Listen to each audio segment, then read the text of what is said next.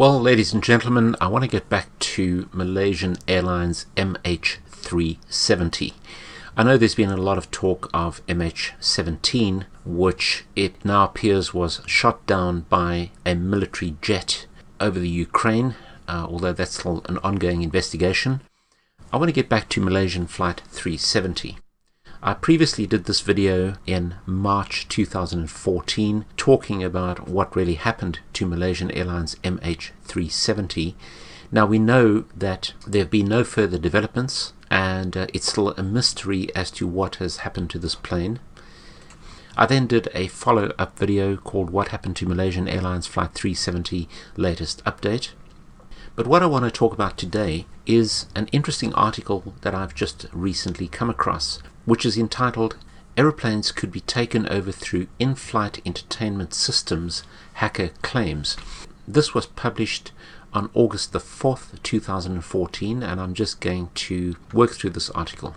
It says, a security researcher says that ships, aircraft and industrial facilities are all at risk of being compromised, perhaps with catastrophic results, and intends to explain how at a major hacker conference this week.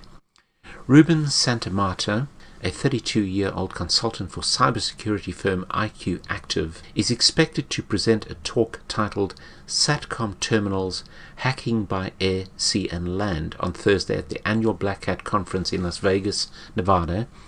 And during it he plans to demonstrate how satellite communications systems used by the likes of commercial airliners and oil rigs alike can be infiltrated by malicious actors and altered to let unauthorized attackers take control. He says, we live in a world where data is constantly flowing. It is clear that those who control communications traffic have a distinct advantage. The ability to disrupt, inspect, modify or reroute traffic provides an invaluable opportunity to carry out attacks. According to an abstract of the talk made public by Santamarta during Thursday's talk, he'll explain how devices sold by the world's leading SATCOM vendors contain substantial security flaws. After analyzing these products, IQ Active said they determined that 100% of the devices could be abused by an array of attack vectors. These devices are wide open. The goal of this talk is to help change that situation, Santamarta told Reuters for a report published on Monday this week. Santamarta first hinted at his findings in a white paper published earlier this year entitled A Wake-Up Call for Satcom Security, in which he wrote that multiple high-risk vulnerabilities were uncovered in popular SATCOM technologies manufactured and marketed by Harris, Hughes, Cobham, Thuraya, JRC and Iridium. These vulnerabilities, he wrote, could let hackers take control of SATCOM terminals by gaining access through backdoors or relying on hard-coded credentials that allow anyone with the right login to gain administrative access over a device using a master password. In other instances, the SATCOM devices were alleged to use undocumented or insecure protocols, and in others weak encryption algorithms. These vulnerabilities have the potential to allow a malicious actor to intercept, manipulate or block communications, and in some cases to remotely take control of the physical device, the paper acknowledged. In certain cases, no user interaction is required to exploit the vulnerability. Just sending a simple SMS or specially crafted message from one ship to another ship can do it, reads a description on the Black Hat website. Jim Finkel, a reporter for Reuters, wrote that the exploits may allow Santamarta or anyone else with the right information to hack the satellite communications used on passenger jets by gaining access through in-flight services provided to civilian passengers.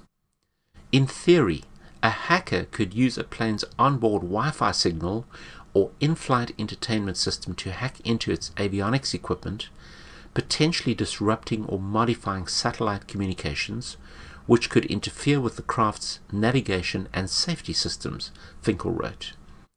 One system at risk, according to the white paper, are Harris BGAN terminals commonly used by the military to provide enhanced tactical radio network capabilities in battlefield situations, and is common with the forces of the North Atlantic Treaty Organization, NATO. Now, the executive summary on this white paper says, satellite communications, SATCOM, play a vital role in the global telecommunications system. IQ Active evaluated the security posture of the most widely deployed Inmarsat and Iridium SATCOM terminals. IQ Active found that malicious actors could abuse all the devices within the scope of this study. The vulnerabilities included what would appear to be backdoors, hard-coded credentials, undocumented and/or insecure protocols, and weak encryption algorithms. In addition to design flaws, IQ Active also uncovered a number of features in the devices that clearly pose security risks. The findings of IQ Active's research should serve as an initial wake-up call for both the vendors and users of the current generation of SATCOM technology.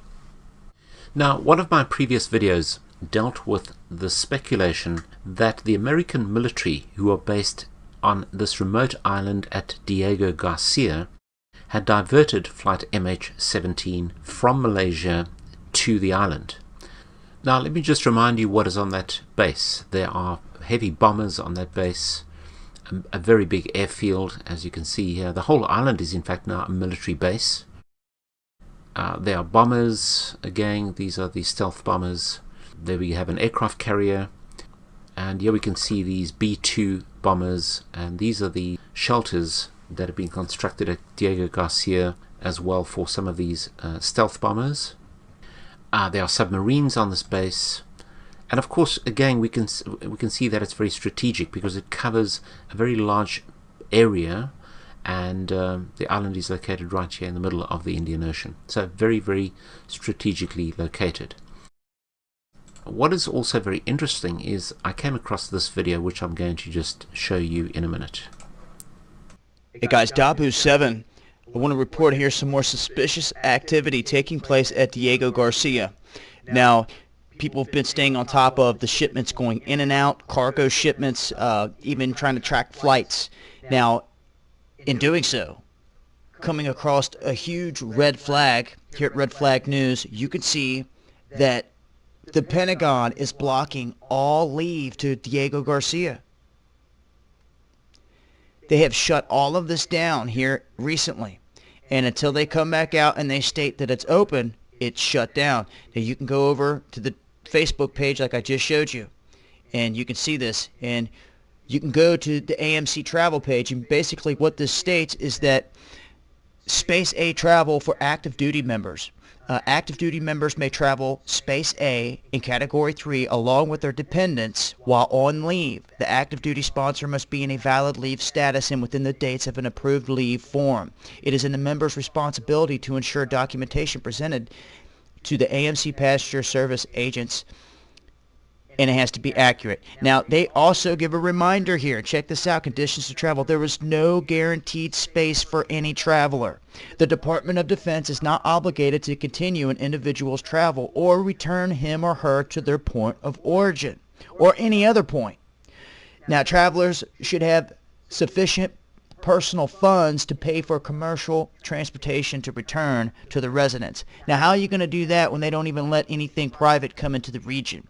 Every now and then they'll let a yacht sail through the waters, passing through, but that's it.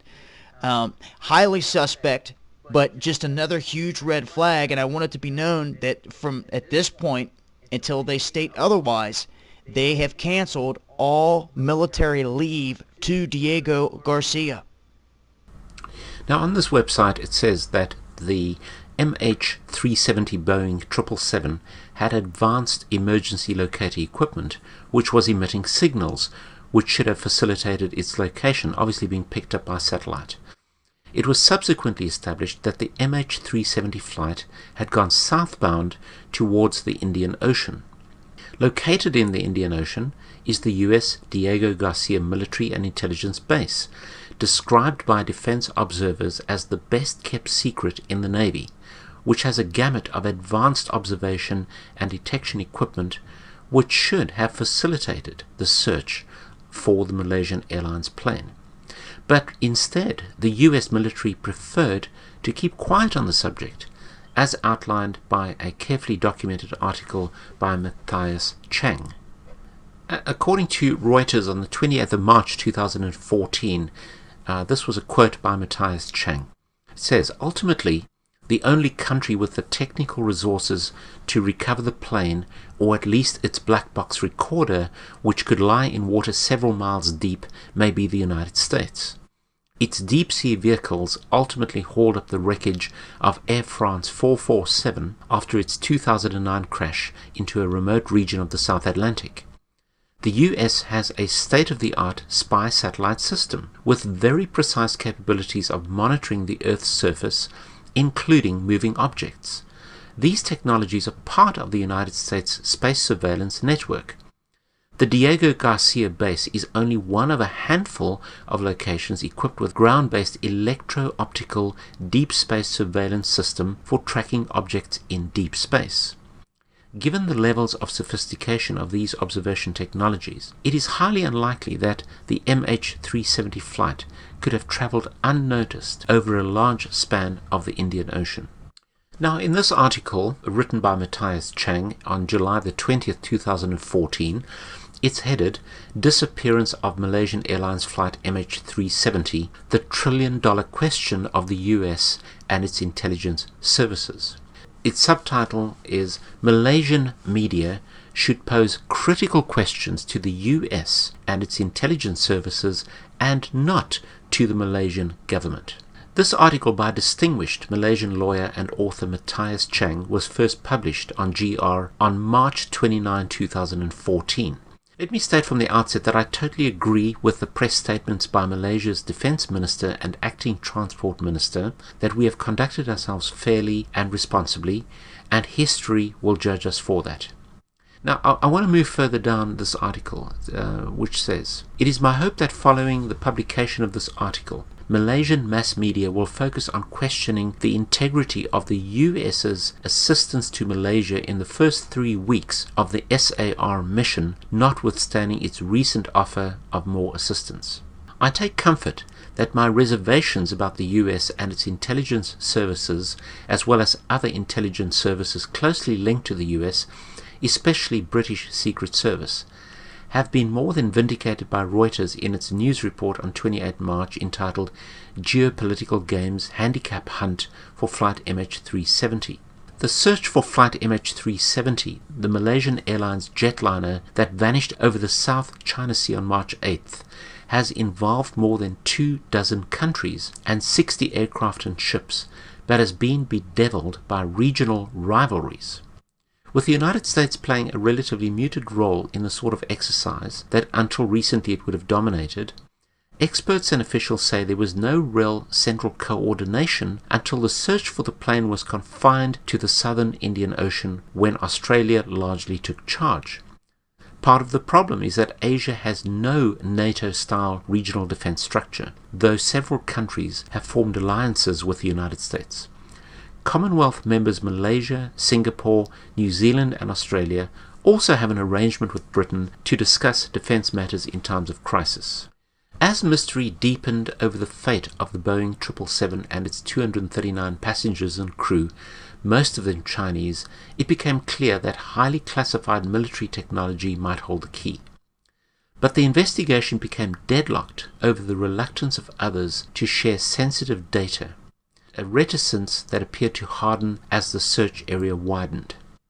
This is turning into a spy novel, said an envoy from a Southeast Asian country, noting it was turning attention to areas and techniques few countries liked to publicly discuss. Ultimately, the only country with the technical resources to recover the plane, or at least its black box recorder, which could lie in water several miles deep, may be the United States. Its deep-sea vehicles ultimately hauled up the wreckage of Air France 447 after its 2009 crash into a remote region of the South Atlantic. Just moving on further down this article, it says, the United States has taken advantage of the search for the missing Malaysian Airlines flight to test the capabilities of China's satellites and judge the threat of Chinese missiles against its aircraft carriers. Eric Shi, chief reporter at Chinese language military news monthly Defense International, said, "The US has more and better satellites, but has not taken part in the search for flight MH370, which disappeared about an hour into its flight from Kuala Lumpur to Beijing in the early hours of March 8th with 239 people on board." She claimed that the US held back because it wanted to see what information Chinese satellites would provide. So basically Reuters has let the genie out of the bottle, is what this article is saying. This is the truth behind why America held back and refused to get involved. Malaysia's Minister of Transport gave hints that his hands were tied by intelligence protocols and the refusal by relevant foreign intelligence services and diplomatic reluctance. Moving further on down the article, it says, Malaysia is but a victim of this tragedy, whose plane MH370 was used for a hidden agenda for which only time will reveal. At the outset of the SAR mission, all concerned stated categorically that every scenario, no matter how unlikely, would be examined critically with no stones left unturned. Terrorist hijacking, suicide mission, technical failures, inadequate security, criminal actions of the pilot or the co-pilot, etc. Given the above premise, families of the passengers and the crew of MH370 have every right to ask the following questions of the US and other countries that have sophisticated technologies to track and monitor airplanes and ships in all circumstances. Such questions should not be shot down by those who have a hidden agenda that such queries amount to conspiracy theories. Far from being conspiracy theories, we assert that the questions tabled below and the rationale for asking them are well-founded and must be addressed by the relevant parties, failing which an inference ought to be drawn that they are complicit in the disappearance of MH370. So I'm going to go through these questions briefly. Number 1. Was the plane ordered to turn back? And if so, who gave the order? Number 2. Was the plane turned back manually or by remote control? Number 3. If by remote control, which country or countries have the technologies to execute such an operation? Number 4. Was MH370 weaponized before its flight to Beijing? Number 5. If so, what are the likely methods for such a mission? Biological weapons, dirty bombs, etc.? Number 6. Was Beijing or China the target, and if so, why? Number 8. The time sequence of countries identifying the alleged MH370 debris in the Indian Ocean was first made by Australia, followed by France, Thailand, Japan, and Britain via Inmarsat. Why did the US not offer any satellite intelligence until today? Number 9. Prior to the switch of focus to the Indian Ocean, was the SAR mission in the South China Seas used as a cover for the deployment of undersea equipment to track and monitor naval capabilities of other nations' navies competing for ownership of disputed territorial waters? Reuters seems to have suggested such an outcome. Number 10. Why has there been no focus, especially by foreign mass media, on the intelligence and surveillance capabilities of Diego Garcia, the strategic naval and airbase of the US? Number 11. Why no questions were asked whether the flight path of MH370, if as alleged it crashed in the Indian Ocean, was within the geographical parameters of the intelligence capabilities of Diego Garcia?